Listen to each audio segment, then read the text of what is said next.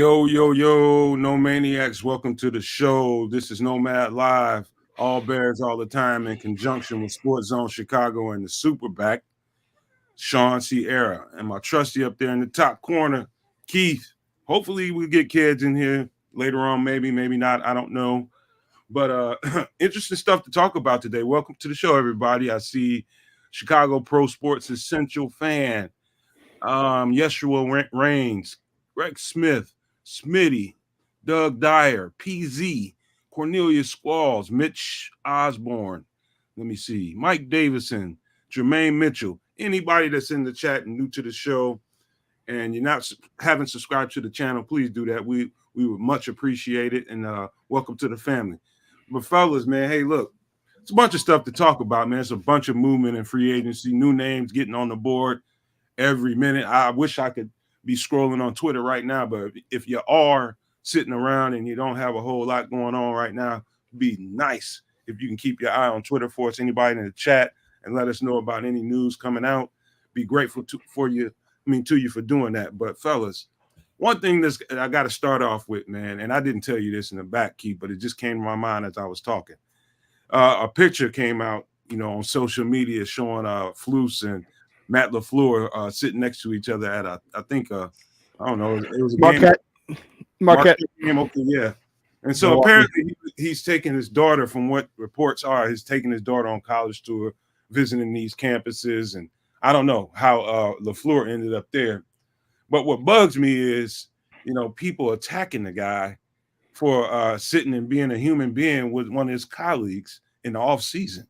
And that it's like, maybe it's just on Twitter and it's just that app. I don't know what it is, but if it's just Twitter, I understand, man, because these are a bunch of outrage addicts anyway.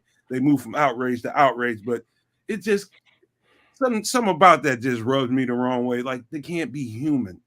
It's not football season. They can't be men and sit there and enjoy a game and hang out and just talk. Who knows? It could have been about life. Could have been about some football. Who knows? But why is that a problem, man? I just want to know. Am I the only one befuddled by that? Well, No. I will say this, first of all. I'm sorry, Shawn. No, you go ahead. Good afternoon, all our maniacs and our sports zoners. Look, man, negativity loves negativity. That's all. At this point, I think everybody is just looking for something to have something to complain about, rather than just sit back and wait to see what comes about, man. I don't see nothing wrong with it. I mean, they're colleagues. That circle is very tight, so those guys have probably been knowing each other for a very long time and just hanging out, doing what they do. Kedz, my man, In the house, the Canuck. Join the organization. Hey, if you don't mind, I'm gonna start over because Kedz didn't hear what we got. Let's do that. And we'll just start all over. So, Kedz, welcome, man. And a picture went floating around on Twitter, and I'm sure on other social media platforms, showing Flus and LaFleur from Green Bay sitting at Marquette. He's taking his daughter out, looking at colleges and doing daddy things, man. And LaFleur happened to be there with him. Don't know if it was planned, but a whole bunch of people had visceral reactions to it, just outraged about it. And I was just telling them, man, I don't know whether it's Twitter. It's just people are addicted to outrage, man. It's like they go from one outrage to the next one and just looking for the next reason to be just full of rage about something. And it just bothers me, man. I don't. People like that just don't sit well with me. I'm sorry. Yeah, I caught some of what Keith was saying there, and you're right, Keith. Negativity breeds negativity. That's simple mathematics, and it's actually the way of the world. The entire internet itself is proof of that, right? You can take a video of some relatively negative stuff, put that online, and I guarantee you it'll resonate with somebody, and they will likely start to take on that behavior because they can. It's almost that simple. So the more negativity you can throw out there in the world, generally turns into additional clicks. So if you want to make money out there on the internet, and that just goes across the board, feel free to pump it full of negativity. You'll probably find a couple of dollars falling out the other side. Yeah, I agree, Kedz. I agree. Go ahead, Shawn. People get it people get it twisted. They're so stuck in 1975, 1980. All right, back in the days where Lombardi and Hallis were bitter rivals. Where the rumor, one of the stories where middle of the night, Hallis went over to Lombardi's room, banged on the door. He opened the door, groggy eyes, like, we're gonna kick your ass today, stuff like that, and they love it. They feed off it. They don't realize that's not the NFL today. All right, free agency, people are moving, the coaching tree. Okay, people are in. If you think life is 6 degrees of separation, imagine coaching. It's even a more incestuous spot, and you have friends all over, and you can be friends with. Look at the players. Hell, look at the players. You see them. They don't believe in the rivalry. They don't do that because they might have been on one side and on the other side. They're about their money. Yeah. And these coaches are about coaching. They're not about rivalries. It's a different NFL nowadays, and people who do that they're just stuck. They're stuck back in the day. They literally need to grow up. It's not Ditka. It's not Hallis. It's not Lombardi. It's not. All right. It's a completely different NFL, and most people are friends. Most people are friends. It's a relationship business now, man. It's simple as that. People think yes, it is about football, but at the same time, it's a people business. Relationships, man, go a lot farther than anything else, man. And today, when it's a capitalistic society where it's all about that almighty dollar, only thing that breeds dollars, man, is relationships. You can't make money if you dislike one another. More money goes into open hands than a closed fist. So just take that as you will. Well, yeah, that's an interesting one. Go ahead. No, I was going to say, I like what Junior said there. I have friends on hated rival teams. Me too, man. I'd be trying to destroy them. And we'd be hanging out, especially in high school, the same night at one of somebody's house. We're going to be hanging out. But it's just it's not necessary, man. I turned something on when I went on the field. I really did. It was a switch I had. I turned it on, and I let my friends know that was on other teams in high school. I'm like, dog, you know what it is when we strap. When we strap, you know what it is. But when it's over, man, we're going to kick it. That's what we're going to do, man. It's the spirit of competition is the spirit of competition. When it's happening, it's happening. When it's over, you turn it off. Some of the stuff that, I understand, you got rivalries and you're supposed to hate them, man, but in reality, that's not in everybody's heart. You don't have to be that way as a man or a human being to carry that, 24/7. There's no need to, really. Once the competition is over, you get back to being a human, I guess, man. You're an animal for about 60 minutes, but you got to turn that off at some point. Anybody else want to chime in on that? Go right ahead. It is a little bit weird to me, though. Like, I don't know what the relationship there is, and it is a little bit odd. Like, let's just frame this a bit differently. It's like Biden and oh boy, don't do that. Don't do that. Biden and Putin going to hang out together, going to the movies together. It's just a weird little situation. I wouldn't expect to see either end or actually occur. And here we are watching these guys go to a basketball game together. So, that being said, I hope they had a good time. I hope fleeced them for as much information as humanly possible that he may be able to utilize. I suspect neither one fleeced either one for anything. And I think they just enjoyed a basketball game together. That's right. It could have also been just sitting up having a laugh by, hey, man, I know you glad he's gone, just like I was glad when you took him. Hint, hint. Thanks for getting that guy out of here. That's cold-blooded. I'm sorry, I had to throw that in, man. I'm glad you did. No love for Luke Getsy around here, man. Oh, man. I bet you that had to come up, though, man. That at least had to come up once. You think it did? Got me on Luke, man. You know that. That's probably exactly what happened. I bet you Matt LaFleur called up Matt Eberflus and was like, "Thank you, bro. Thank you. I'm taking you to a basketball game, man." That's crazy. Hey, guess dollars to dimes, man. How much you bet that came up at least once? It had to. It most definitely had to. I don't know what the fallout out of the conversation was, but like I'm saying, I think the fallout was free tickets to a basketball game.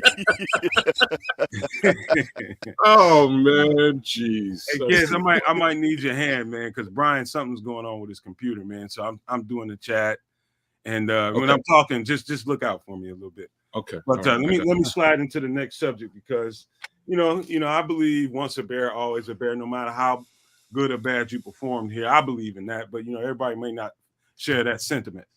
So Mitch is going back to Mitch Trubisky, by the way, he's going back to Buffalo. Came out yesterday, I think late yesterday or early midday yesterday. But you know, I always thought that was a good fit for him. That offensive style, it fit what he is as a quarterback. And I always felt like, you know, maybe, you know, the Steelers thing didn't go too well, man. They just that style of offense, maybe it was too much information all at once. And I think him and his agent must have decided, you know what, that Buffalo style of offense, and you had it pretty much down, and you were executing. I think that's a good idea for the rest of your career. I mean, at this point in your career, how do you guys feel about him going back to Buffalo? He played well there, man. He did. Too. I was worried we were going to see the resurgence of Mitch Trubisky in Buffalo, and we saw again. We saw a flash or two, but that was about it. I think he does actually fit the offense very well over there. He plays a similar style of football as Josh Allen does. I'm not going to say he's quite as as talented or as caliber as Josh is, but I think it'll actually bode well for Mitch. He did a great job when he was there, and I have to give him the little bit of respect that I can give him for his time in Buffalo. Outside of Buffalo, though, he hasn't really done very much elsewhere or here. But that's what you got to you got to figure out a scheme for you. You know what I mean? Like, well, the biggest thing is where you land. You can go somewhere and you can still be extremely talented, but if the system that you're in, the scheme you're in, doesn't suit your skill set, you're not going to do well. And that system, yeah, he can play like a Josh Allen. He can play like that. Okay, he's not as big as him or strong as he can play. We know he can run. He's run here. We saw that many a time. All right, so it worked out. And you know what? The thing you want to do is you want to just get back to a place where you're comfortable. You want to get back to a place where you make some money, and because Mitch doesn't have much longer left in the league, and if he can get a nice little backup role after, I mean, say Josh goes down and Mitch comes in, wins a few games, wins, you know what I mean? People get excited. No quarterback controversy, of course, but people say, "Oh wow, he's a good backup. Maybe he could be a starter with one more shot. He might be able to get one last big contract before his time is up." And you know what? And it's. The NFL stands for not for long. So as soon as you can get that money, the most you can make, you get it. And good for him. Good for him. Good for his people. Glad he's back there where he flourished. Okay, Yeah, absolutely, man. I think it's a good fit for him, man. They don't have to adjust the offense much. In any event that he does have to go in. Athleticism. Not quite as athletic as Josh, but I mean they're on the same realm in terms of ability wise. He can move around, he can scramble a little bit, he can, and he for him all he has to do is be able to move the chains, man. We're not looking for they're not looking for Mitch to have that wow of an arm, man. As long as he can keep them competitive and within the hunt each year for them to make it to the playoffs, as long as he's there, it's a good fit. I'm actually happy for Mitch, man. The fact to see that he did land somewhere where he's wanted. And that's the key too. A lot of times, man, if you're someplace where you want to, you can thrive.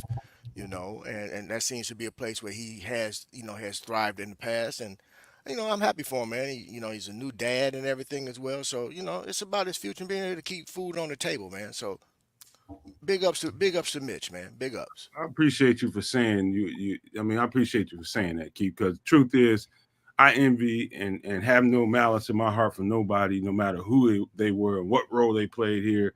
And I always want to see people succeed no matter what.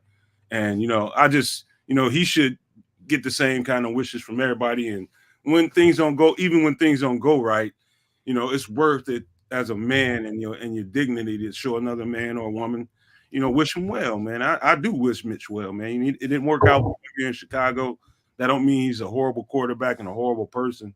Hey, well wishes to Mitch, man. I think it was a better system for him, and he should thrive in it in case he won't be Josh Allen, man. So he'll have hiccups if Josh Allen ever goes down, but he's probably A1 as far as the perfect kind of type of quarterback to fill in for someone like Josh Allen. So kudos to Mitch, man. It's probably a good move for your career.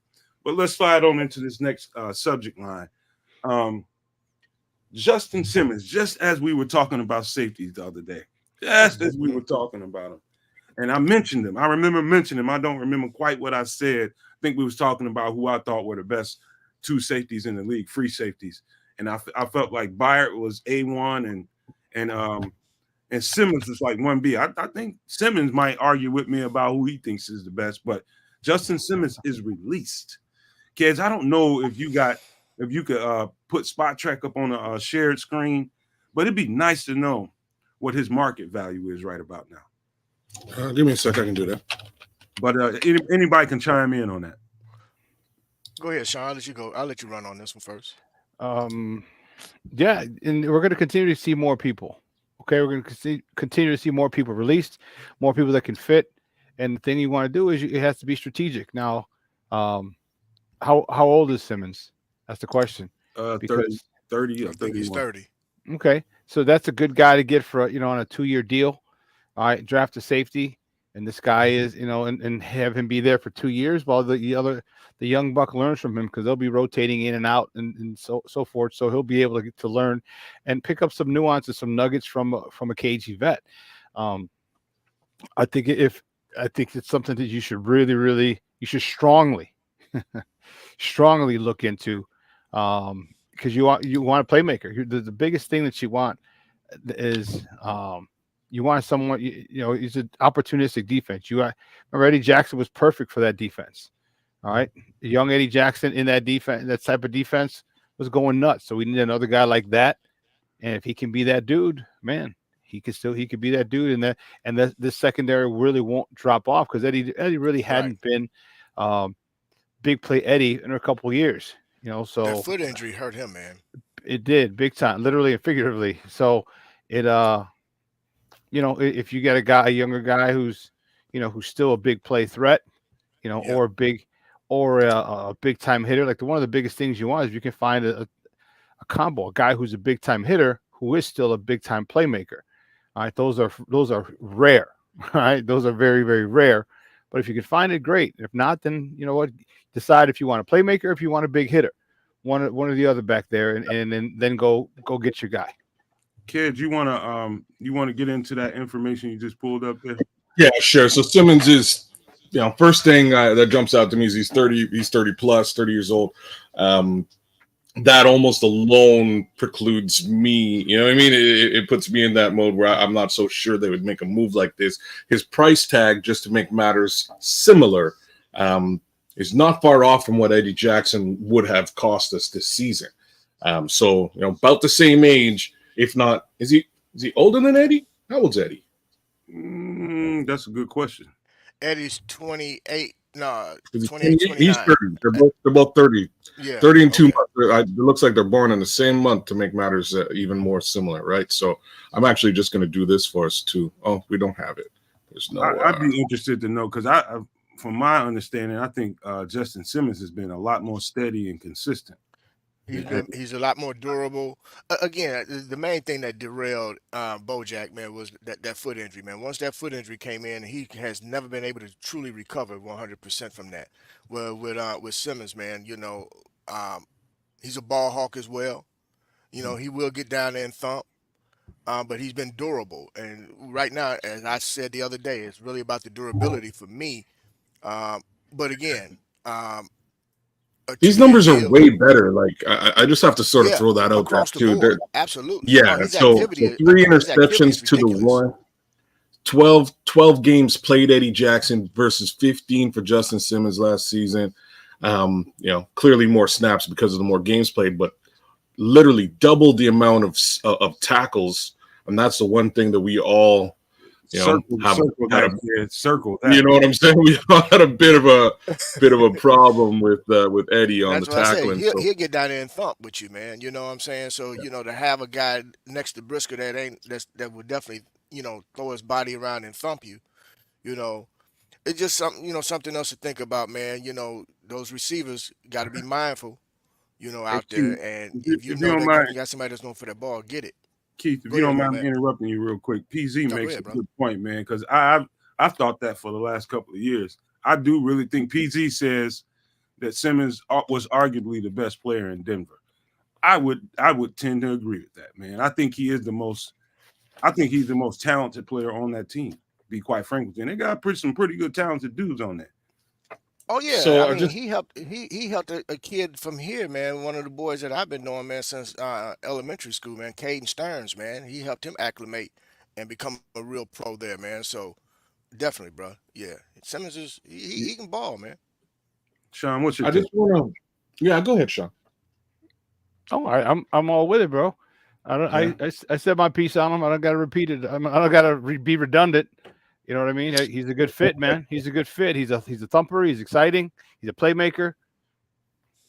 So, Get like it? I said, my issues is dollars and cents versus age. We'll see what that turns out to. But again, in my opinion, he would bring better production to the position at the same price tag. So again, interesting guy to look at.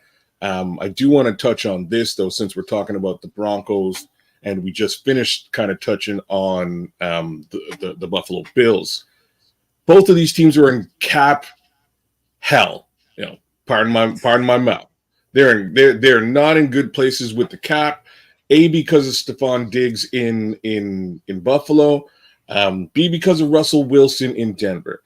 So in both cases, both teams need to swallow a massive contract case scenario for both of those players. And we'll see what they actually wind up doing. What we've witnessed over the course of the last couple of days is Buffalo's basically cut bait with a lot of their more or less key guys. I did mention Stephon. The guy I didn't mention was Von Miller. Those two contracts alone are really keeping Buffalo strapped. So they've turned around and restructured Vaughn as well. So that makes things make a little bit more sense, a little bit easier to maneuver. But considering you need a backup quarterback, you just made some money for Mitch to actually come over and play football. We'll see what happens in Denver because they're still going to have to figure out what to do by way of quarterback position because really they're just giving away Russell Wilson to whoever the highest bidder. It doesn't matter what your bid is. They basically paid him. That's his contract. He's getting that money regardless. Well, this is the last thing I'll say on it. Why I would say that that Flus is this guy is a ball magnet, and his sideline to sideline speed is kind of elite. I wouldn't even say kind of. It is elite, and it's a tackling Kedz circle, man. I mean, he is everything Flus wanted. He's long.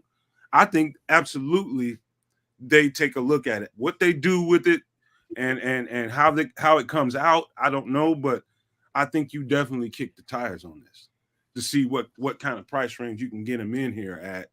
And yeah, I just love that he and Kevin Byard, I think, are the top safeties in the league, in my opinion. I can't really say who's the best, but oh my goodness, you talking about you lose a safety and you can upgrade at safety. He's clearly an upgrade over Eddie Jackson. And if they want to spend a little bit of money in free agency, I don't think it's a bad idea. However, guys, we will get to the Josh Jacobs news a little bit later. We just kind of holding on to that. We're going to move around and talk about some other things that's going on. I'm just going to say this name, and I'm just going to let you guys kind of tell me what you think about it. Michael Thomas, Saints, will be released. Okay. No thoughts. Yeah, my thoughts. There was no. Yeah. You have no thoughts. My thoughts are no. Next. Well, come on, give me a little bit more dialogue. Come on. No, I know. I'm just being facetious. No, go ahead, Kedz. Yeah, I'll give you a little bit more. So Michael, there was a time where I would be so up on this, right? Like he's 4 years ago. You know how long ago it was, right? Like that's about exactly when it was. 4 years Michael ago. Thomas set the league on fire. He then had a bit of an episode, came back and continued to set the league on fire. And then he had an episode and was having contract disputes with the Saints. And at that time, once more, I was kind of thinking, maybe somebody makes a play for this guy. Maybe he needs a new look, new scenery to do new things. and he decided to sort of extend with them, and life has not gotten any better for Michael Thomas. Now, I will give Michael Thomas a little bit of the benefit of the doubt here, just saying that I'm not so sure I'm not sure he's connected with any of the quarterbacks in New Orleans over the course of the last really 4 years. So there is that little tidbit that I'll throw out there.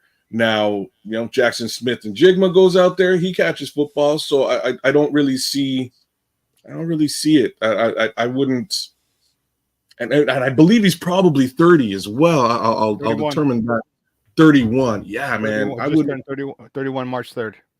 I wouldn't want to have anything. Hold on, kids, because I think it's some noise in the chat about, and I hope you guys aren't talking about that New York Giants reporter, because he put a post out.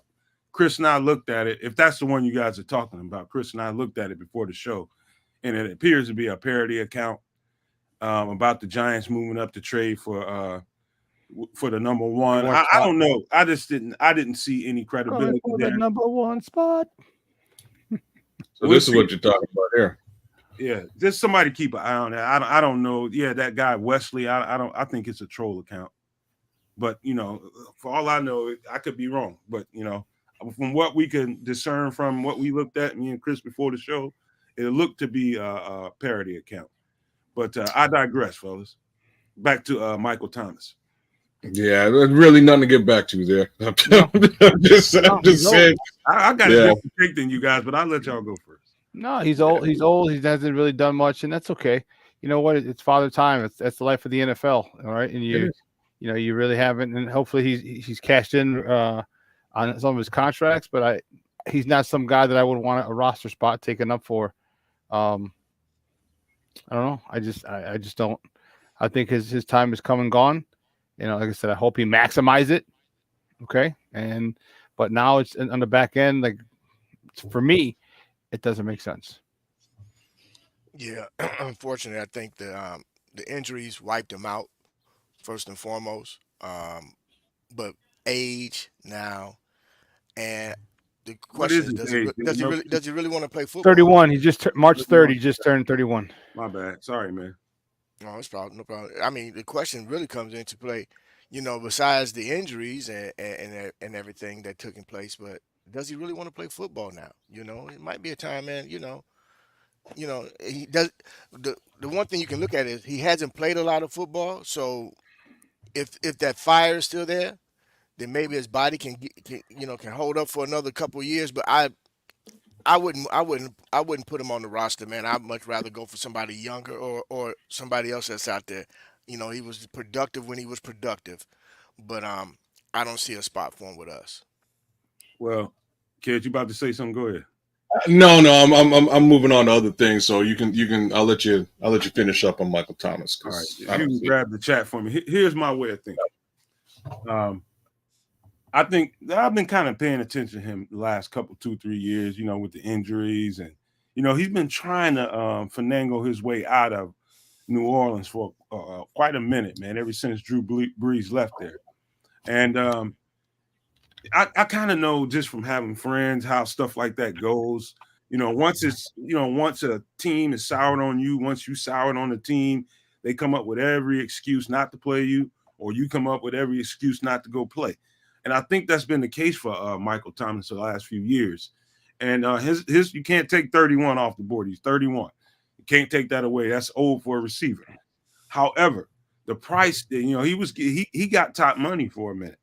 The price for him would be because of the injury history and not playing enough games, you can get that guy for pennies on the dollar. But I'm gonna tell you why it could be interesting. He's a solid possession receiver. He's probably what you would call an X. We're about to probably draft an X to be able to bring a guy in. I don't know if Michael Thomas is the guy, but I'm talking about possibilities here. To bring in a guy that actually knows how to do this and can help teach and train the next guy that you're going to draft, and you can get a player the caliber of Michael Thomas for, say, $5 million a year. I think it's worth investigating that and seeing if you can get that done, because you might get the better side of him because he's out of that situation in New Orleans and feels better about his situation here in Chicago. That's just the stuff that I would think about because I kind of know how things like that play, man. You know, when you run your course somewhere, it's time for you to go and they can't really do anything with you because your contract, you just kind of stuck there. And so, I mean, I would just think about that way of thinking, you know. I don't know how you guys want to respond to that. Yeah, I'll give you a fair response. It's not absolutely ludicrously crazy, right? You can get a guy who's definitely been caliber at a relatively bargain basement affordable price.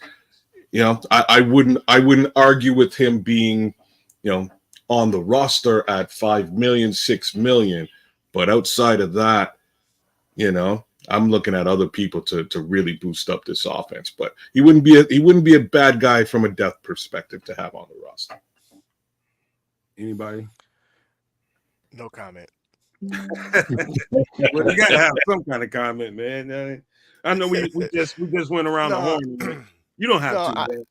I get what you're saying, and again, if it's just the fact of bringing a guy that knows how to play that X position, but it would be a pickup that I would wait much further down the road, closer to, you know, training camp, only to make sure that we go out and get the pieces that we really need first and foremost. And then if we got $5 million that we can throw at somebody, then why not? Because one thing we do know, if he's healthy and he wants the ball, the guy got the hands, you know, so you can't go wrong with that. But I wouldn't make a move on somebody like on him until much closer to, you know, training camp.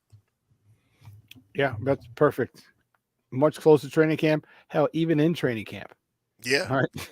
You know, if you're not seeing if you're not liking what's happening, if Bayless Jones isn't doing it for you and Tyler Scott isn't doing it for you, they're not making those jumps, then hell yeah, go get him.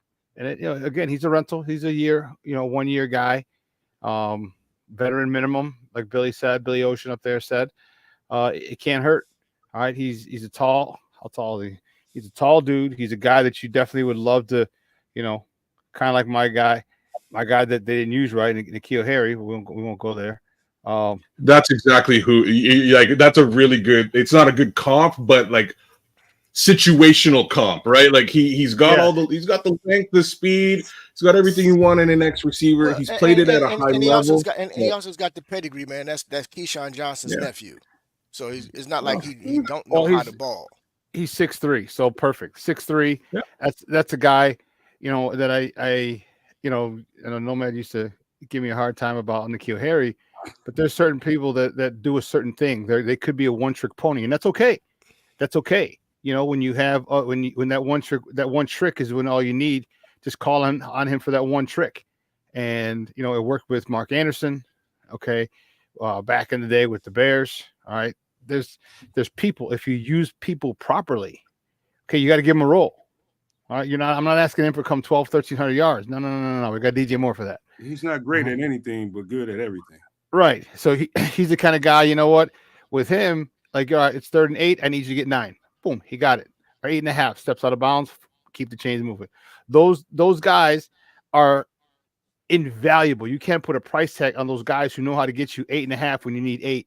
Who know how to get you 13.5 when you need 13. Those guys are backbreakers. Those are killers. It's just like son of a biscuit, you know. Like we had DJ Moore covered. We had the tight end covered in the slot. We had the number 1 receiver covered.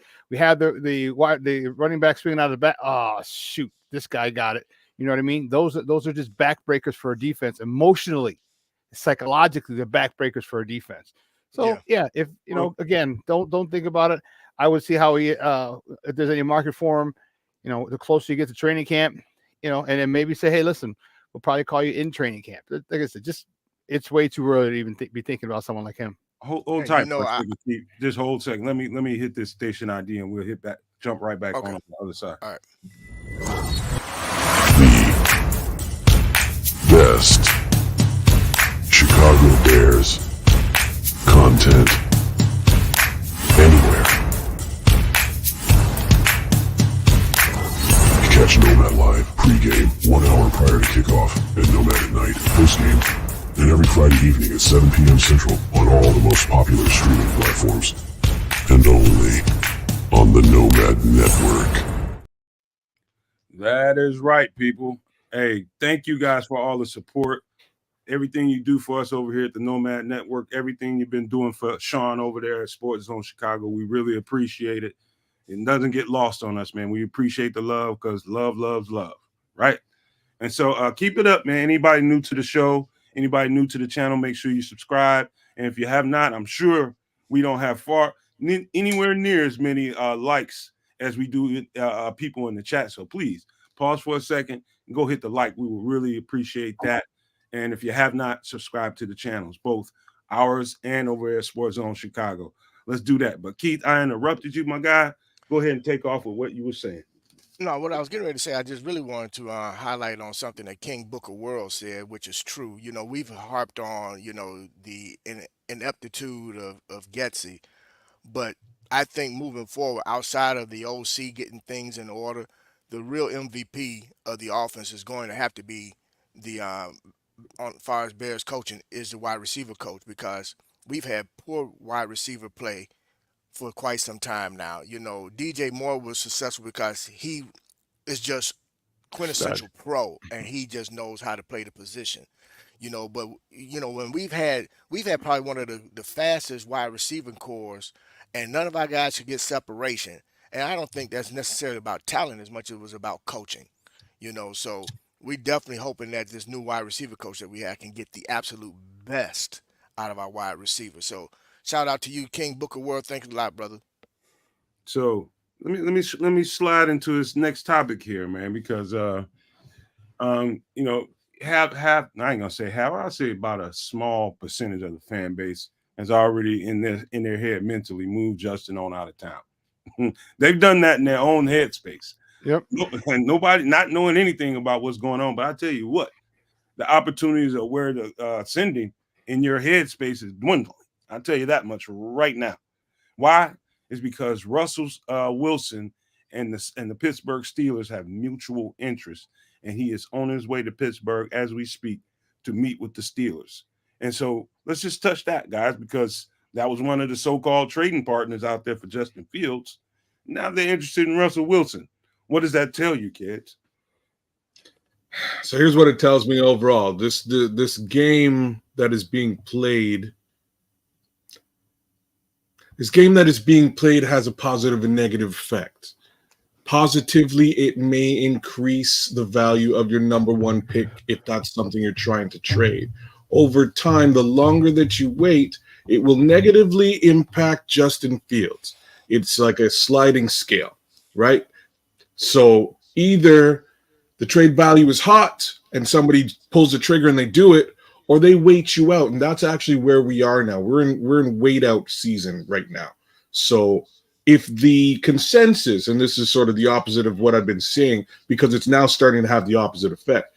If the consensus is, again, Bears are going to draft Caleb Williams, it's a foregone conclusion. At some point, if you're the Pittsburgh Steelers, you're going to stop and you're going to wait a second. Why am I going to toss all kinds of capital for Justin Fields? What's the point of doing that? Why would I do that when, hey, guess who's on the market? And he's basically scot-free. Oh, this guy's scot-free. Oh, then there's the tippy top of the market being Kirk Cousins. Maybe I'll spend big money on a Kirk Cousins maybe for a year or two. Maybe if I'm in a win now position. These are the other conversations that are happening. But unfortunately, that pushes down Justin Fields until these other guys start to flesh out into the market and find new homes.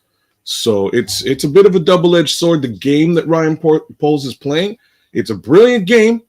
And depending on what actual outcome he really wants out of it, and I think the answer to that is just like, give me viable capital I can use to fill holes. I think that's probably the best way you can put it. Because if you're trading off Justin, you're looking at maybe a 2 and a 3, maybe a later 1 if that's what's out there. But right now, I don't think very much is being said or offered because they can simply wait him out, wait right until the draft and see what happens.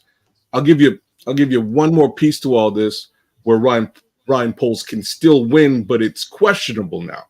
So if he is slated to draft Caleb, and that's what happens, and nobody makes a play for Justin Fields, you can't cut him. It's not going to cut him. So somehow that's going to lead to it's like, you guys, man, you get what you pay for. You get what you ask for sometimes. So it may wind up Justin's on the team along with Caleb. That might be the situation that comes to fruition. The downside to that is it could be a bit of a locker room issue, which is just obvious. The upside to it is that you might be able to wait out some of these teams.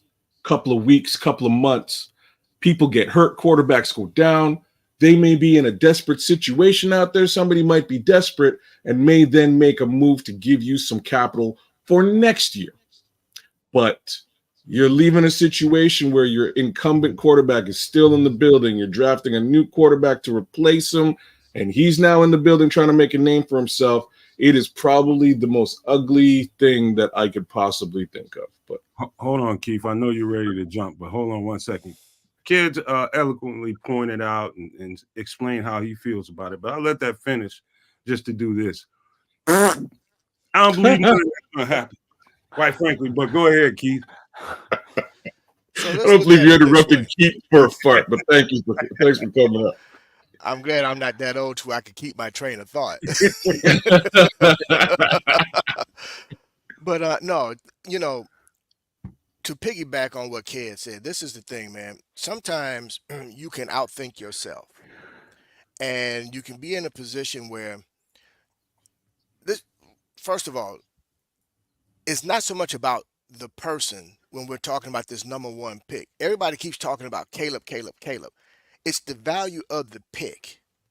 So there could be something that's brewing that we don't know anything about. And I referenced this back to when we talked about, this whole number one pick back here maybe 2 weeks ago. There's a team that could potentially be wanting to move up to that spot, and it's not to get Caleb.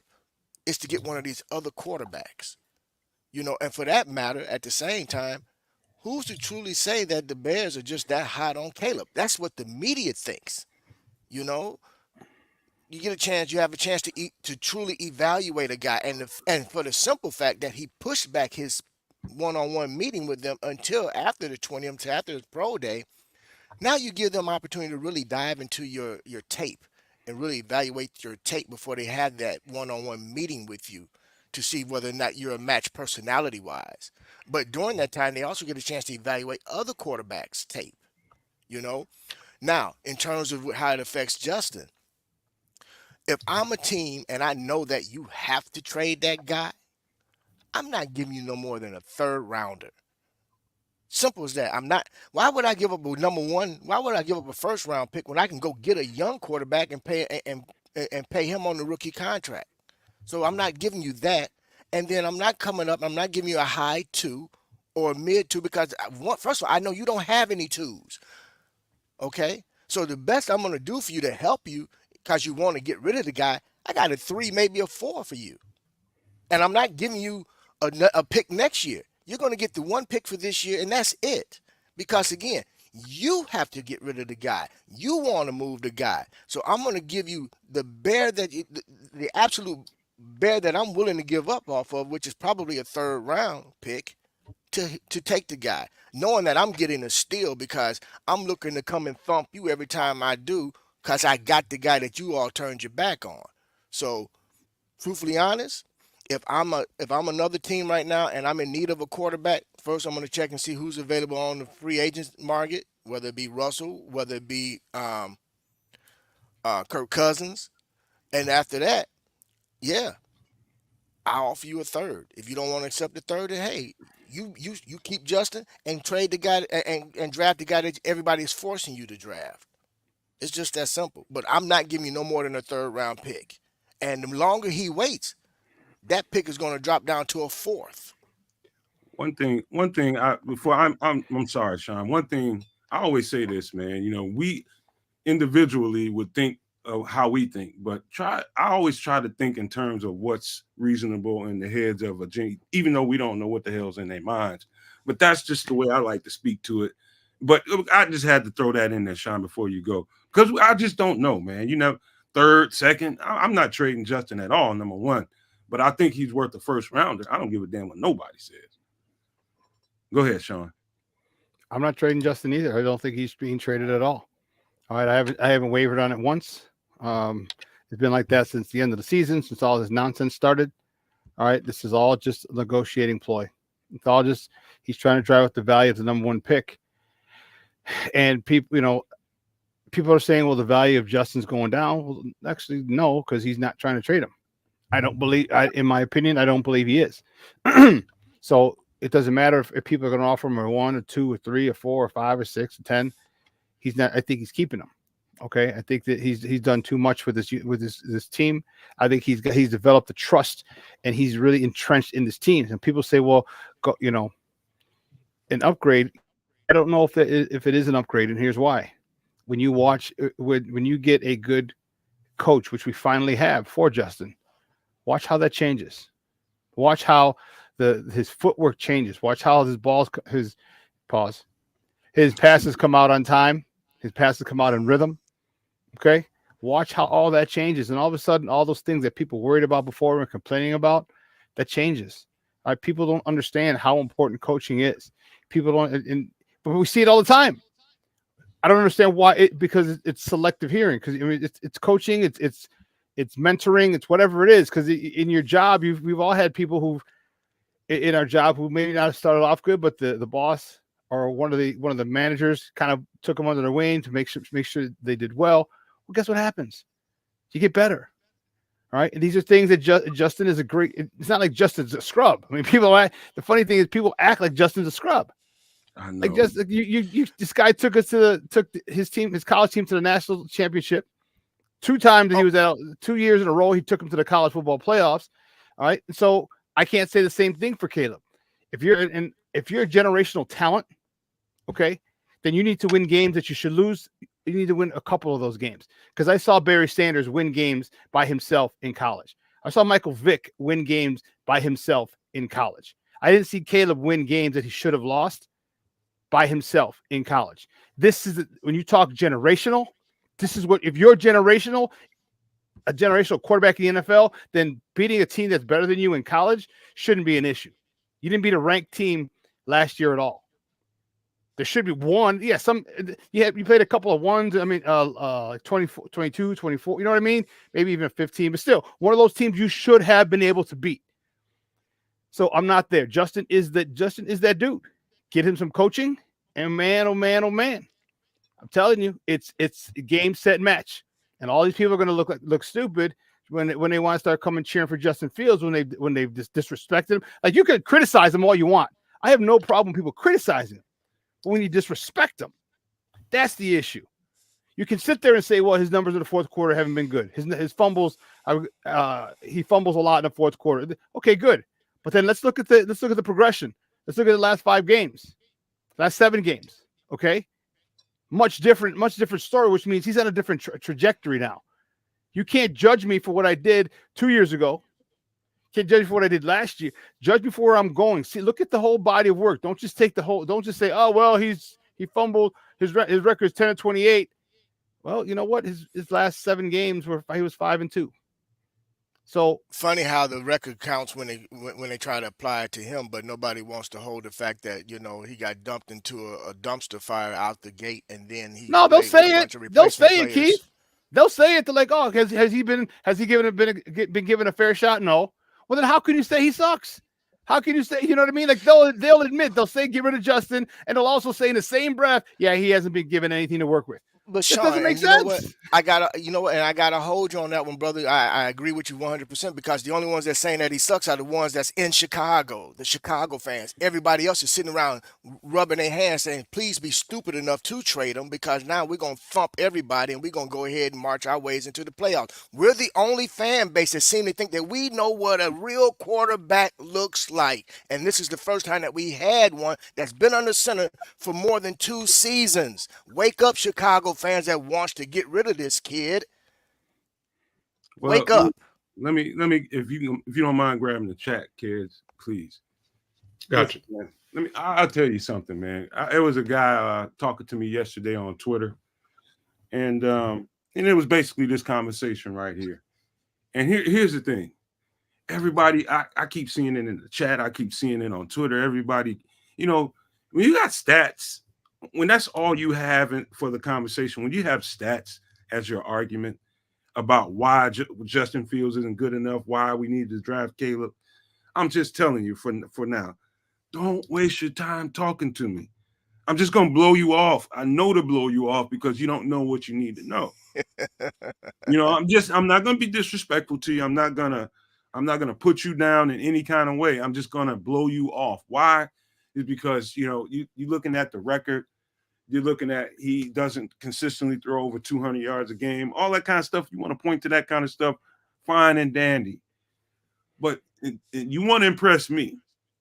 Get in this chat room or come to me on Twitter and explain to me why. When you can do that, you can explain to me why things were inconsistent, why he didn't consistently do this, why he didn't consistently do that. You're going to have some things that you can point to Justin and as a fault if you're fair. Also, if you're fair, you're going to understand, if you're fair, that this dude was given a situation when Poles is talking about we need to do right by Justin, we're going to do right by Justin. Everybody just assumes that means finding him a trade partner. Yep. Guess what? That hasn't happened. You know what? Because I don't think he was ever on the market. I wish I could show the Wilbon video right now. I think Chris got it, but the audio version, I don't know. I see Chris down there, but I wish I can have you guys listen to that because I absolutely never believed Justin was on the market. But back to the point of why Justin was inconsistent. He didn't do this thing, these things, or those things. It's in detail on the film if you're willing to go and look. You could be lazy and give me a stat or give me a little graphic or meme or something and be all cute with that. You can. But I'm just going to blow you off because I know you don't know what the hell you're talking about. And I don't mean that in a disrespectful manner. Respectfully, I know you don't know what you're talking about. They probably wouldn't know what to look at either. But at the same time, no, man, you know what? They probably wouldn't even know what to look at. Again, it's not Madden. You have the all 22, it's not bro. Madden. Come on. People like that, and when you do, you're right. When you do talk stats, when you do and that's why I was talking to you. Remember, dude, let's do something like that because we can sit there because there are other platforms, a lot of other platforms that break down tape, and a lot of them don't know what they're talking about. A lot of them, or they take an agenda. So there was one play I won't forget it to save this day. It was the first or second drive of the Green Bay Packer game. All right, and I don't remember if it was the first. I think it was the last game. At in Lambeau. He misses, or he doesn't miss. He hits Cole Kmet in the seam for about 12 yards ish or so, and come right at the right seam. From the left side comes DJ Moore with a slant, and people are mad because he hit Cole Kmet and not DJ Moore. And they're saying, why wouldn't you throw it to your yak guy? Why wouldn't you throw it to this guy, this and this and this? But if you watch number 7, I can't remember who number 7 is on the Packers, but he sees DJ Moore. He sees him. And as soon as Justin takes his hand off the ball, he takes a step toward DJ Moore because he was frozen. He's like, okay, what's he going to do? And he's thinking he's throwing to DJ Moore. He takes a step to DJ Moore, and that ball doesn't go to DJ Moore. The ball goes to Cole Kmet. Now, what Justin did was a couple things. One, he saved DJ Moore from probably getting his head knocked off. Okay. And 2, he got it to his tight end, but got him involved in the game early. See, a person like DJ Moore, yes, you'd want to get him involved early, but it doesn't matter when he gets involved in the game because one play, he's gone. Right. It could be the second quarter, be the third quarter. Man, and they come out of halftime talking. He had 3 catches for 15 yards, and all of a sudden, boom, he explodes. He's not one of those dudes. He's not like a running back where you need to get lathered up. Okay, he's not like that. But to get a tight end involved early in the game, that's what guys who don't get the ball a lot. And it's not saying that Cole Kmet's bad. He's not. But I'm saying tight ends, you want to get him involved early because it opens up a lot of other things for you because the defense has to focus on the tight end when you get them involved early. Now he becomes a focal point, not just the number one person they're trying to stop. Quay Walker, thank you, Bellissimo. Yeah, he's talking, he knows that play. Yes. And people are like, why would you throw it to him? Why would you throw it to him? Why would you? He missed it. No, he didn't miss him. See, and this is what I'm talking about. When people say the tape doesn't lie, Right. no, it doesn't. However, the spin you put on it, the spin that you put on it, because you don't know. First of all, you don't know Derek Carter. He did look off. Oh, no, he didn't look him off. He froze him. He didn't. This is good. When you freeze somebody, like, damn, I don't know what to do. And when you can take something and project it a certain way, and that's what a lot of people like to do. That's what a lot of people have done. I'll say, oh, look at Justin. He's holding on to the ball. Well, did you see the L-22? Do you see there's no one open back there? Do you see he had to run because there was penetration in the backfield after 3 seconds? Do you see that? No, they're like, he should have thrown the ball. And then when he runs and someone comes open late, like, he should have hit him. Like, dude, you can't throw about to the right side of the field when you're running left. And you're right-handed quarterback. Like, it just doesn't happen. Like the idiot, the nonsense that these people who don't know football will spit at you. And that's what's frustrating, because when you get a person who has a platform, who knows football, but has an agenda, like many people do, all you hear is the same. You hear these people, and you can tell who they listen to by what they say. You can tell exactly who they listen to by what they say, because they parrot exactly what the other person says. Kids, if you don't mind grabbing the chat for me, we're getting ready to wrap the show up. But let me say this, man. More than usual, I'm looking in the chat and I'm seeing quite a bit of name calling, man. I just want you guys to know something. Just because Leonidas is here. Hey, Leonidas. Yeah, man. But let me get on that, man, because I just want you guys to know this ain't that place. You know, when people come here, man, we're respectful of each other, no matter how different the opinions are. We don't do that here, man. That you can do that in other places, man. We don't respect it over here, because if you can't be civil in your discourse, man, I don't think you should be in the chat. And I appreciate you guys for being here, but that is way unnecessary, man, to be calling people stupid and clowns and all that kind of stuff. It's not necessary, man. Have the conversation, whether you like it or don't like it, without the name calling, man. It's totally unnecessary. We can love each other and care about each other and be respectful to each other, regardless of if we differ about opinions or not, man. That's just totally unnecessary, guys. Let's do better with that, man. Hopefully tomorrow when you guys come back in, man, we can do that without, we can have this discourse without doing that, man. But let's go around the horn real quick, kids, and give some shout outs before we get ready to get out of here. All right. No Maniacs, thanks for representing with us once again. Thanks for representing with us once again. Like somebody in the chat, and this has happened before, somebody in the chat has said that Leonidas is really Don Burr 6.0. And this is not the first time that I've heard this particular comment. And then I've noticed a couple of these comments look, smell, and feel a little bit more like Don, except Leonidas can spell. So I'll keep paying attention to the comments as we go. And see, I have some investigative work to do here to determine whether Leonidas is or is not actually Don Burr 6.0. But hey, it could be the fact. It might not be. I do know that he gets very riled up at anything that might not be the Caleb narrative.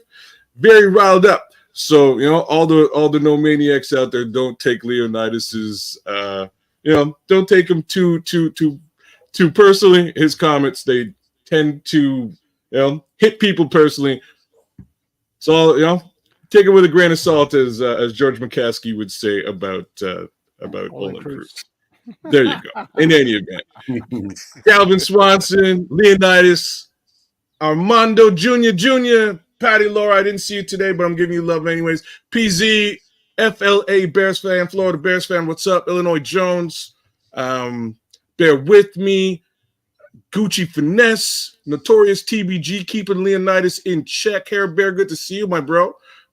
Starkey Love, Olivia, for the ladies out there. Hey, man, Mataya, I know I butchered that. I'm sorry. And Yadazakwa, Billy Ocean. When the going gets tough, the tough gets going. Kedz is out. Bear down. Kedz is out on his Caribbean Queen. And we're sharing the same dream. Hey, I'm just going to say, I'm not going to go down the whole list of everybody. Kedz done that already. I'm just going to say thank you to everybody that participated today in the chat. Once again, spirited as well. Hey, I just want to say this, man. I see in the chat where they say, Jordan Love. First of all, Jordan Love had 3 years to sit. And then they want to try to say that his talent was inferior to what we have. let's be honest about one thing here. The one reason why that team in Green Bay has been successful as long as they have is because they have been able to develop quarterbacks, develop receivers. So that's something that we have fallen short on for a very long time on the offensive side of the ball. I think we got it right this time with regard to the coaching staff that we have, and I truly believe that we just need to put it all together this season, and we'll see a completely different product on the field. But with that being said, I'm going to move out the way here. To my fellas on the panel, as always, I enjoy chopping up with you guys, talking Bear football, and we talk ball. And more importantly, man, it's just a pleasure, man, to sit up here sometime and get in some good old laughs too, because they say laughing is good for the spirit. So with that being said, Shawn, my man, I'm gonna let you take it away, brother. Shawn, hold on before you take off. I think Jose Sanchez wants us to say a Puerto Rico. Oh! I was just about to. Y'all late. I was just about to say what's up to Jose. She's a good dude. Boricua, he's out on the island, baby. Hey, Jose, trust me. I'll let you know when I head down to the island, Papa. I'll let you know. Puerto Rico. Hey, listen. You know what? We're not calling anybody names, okay? And if someone else would like to sit down and go tape to tape, I'll do. I've done it with the best of them. I did it for a living, okay? And other people have done it for a living too, and that's great. Okay, and so if I'm not pointing anybody out because there's a few podcasts, there's a lot of people, not just a few. There's a lot of people who break down film. There's a lot. All right. So when people in the chat saying, well, this is for such and such and such and such, no, I'm just talking generally speaking, because there are quite a few people who break down film who, in my opinion, don't know what's going on. Some do. And I'm not going to sit there and say I'm the only person who knows how to break down film. That would be ludicrous. Very ludicrous. Okay. But I don't have an agenda. All right. I don't have an agenda. Yes, I do like Justin Fields. Okay. Yes, I do think he needs coaching. Okay. But I've been very critical of Justin Fields all season. If you ever go back, I have a little check on my timeline. I went off on Justin Fields at one particular point for not being more of a jerk, more of an a-hole. Like, I need you to, when something stupid comes in from a play caller, okay, and I'm not going to talk who it was. Sometimes you got to be like, you know what? No, I played with two All-American quarterbacks, who took me to national championships. And I can't tell you how many times the play come in like, yeah, okay, all right, we're running this, okay? Because you understand you're in the situation. Yes, he's calling the game. He's in the flow of the game. You're in the game. So that I've gone off. I've been very critical of Justin. Why? Because I know Justin, when coached properly, will be in the top 5 quarterback in the NFL. When coached properly.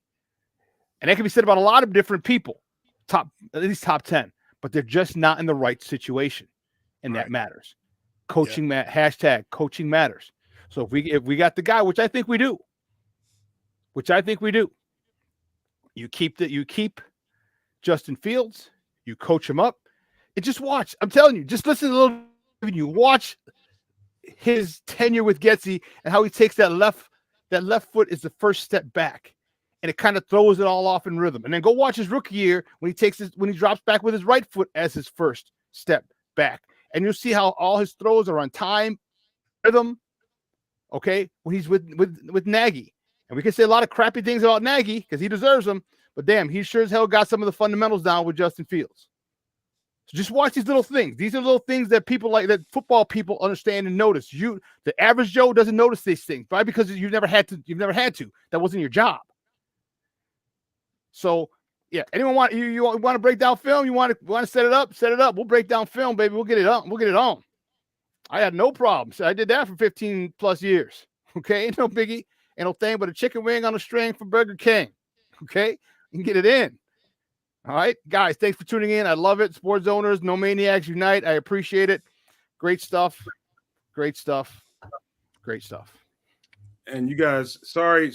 You know what? Thank everybody for coming. But really quick, I did all that and forgot to talk about because Josh Jacobs. Yeah, we didn't get him today. We'll pick it back up first thing tomorrow, guys. We'll make up for that. But yeah, I got a whole conversation about that whole thing, and I'm sorry. Sometimes we get spirited on here, And you can't get to everything you need to get to in an hour, but I promise you tomorrow we'll pick that conversation right back up. But again, thanks everybody for coming. Please, Leonidas, if you're going to be here, man, be respectful. And some of you other guys, man, be respectful when you come in here. The people in the chat that felt like they needed to kind of monitor the chat and kind of get after some of these people in here for the name calling. I understand, man, but please, Leonidas and whoever else is doing the name calling, don't do that, man. I don't want to have to be blocking people. But if you're going to do that, you're going to leave me no choice. So that's just the way it's going to be around here. That's our standard, man. We ain't going to call names and be disrespectful. I'm just sorry. So I'm letting you know ahead of time. You come back tomorrow and your name calling, I'm popping you. I'm sorry. But again, thank you guys for coming and joining the show. It was fun, spirited, man. Conversation can go on for the next couple of hours, I believe, because there's plenty still to talk about. But, hey, thank you guys for being here again. Don't forget to subscribe. Don't forget to hit the like on the way out. Same thing over there at Sports Zone Chicago for Shawn and his channel, man. Appreciate the love, you guys. And we'll be back tomorrow at, what is today? Thursday. We'll be back tomorrow at 3 p.m. Central. So it's a 3 o'clock show tomorrow. Someone asked me if I was going on BCP tonight. I don't know yet because we have some stuff that we have to take care of on this end. Hopefully I can give them 20, 30 minutes, but you never know. So I'm penciled in to go in over there. So, but we'll see. But with that being said, I like to leave you guys with these famous words: love, peace, and hair grease, y'all. Bear down, Peace, y'all. y'all. Boom.